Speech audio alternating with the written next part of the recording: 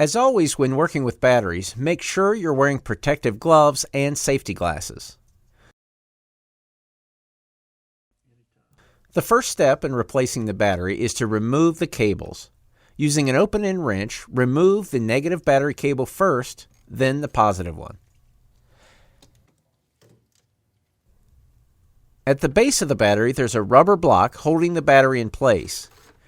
Use a socket wrench with an extension to remove the bolt holding the block in place. Now that the battery is free, you can lift it out of the engine bay and set it aside. Be sure to take your old battery to Advance Auto Parts for free recycling. Before installing the new battery, clean both the positive and negative cable terminals with a wire brush. That'll get rid of any corrosion and ensure a good connection with your new battery. Put the new battery in place, making sure the positive and negative terminals on the battery are on the same side as the corresponding battery cables.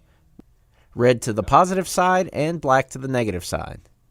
With the battery in place, reinstall the rubber hold-down block, install and tighten the bolt.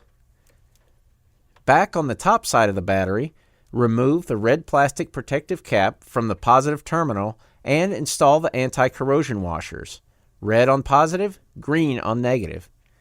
Then apply a thin film of battery grease to each terminal. The new washers and the grease will help eliminate corrosion and ensure the maximum life for your new battery. Now connect the positive battery cable to the positive battery terminal and tighten it snugly.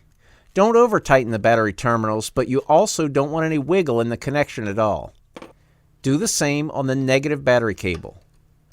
Once all the connections are made and tightened, apply another thin coat of battery terminal grease over the connections. Again, this will prevent moisture and corrosion so you get the most life from your new battery. Now get in the driver's seat and start the vehicle and enjoy that quick starting new battery. Think ahead. Think Advance.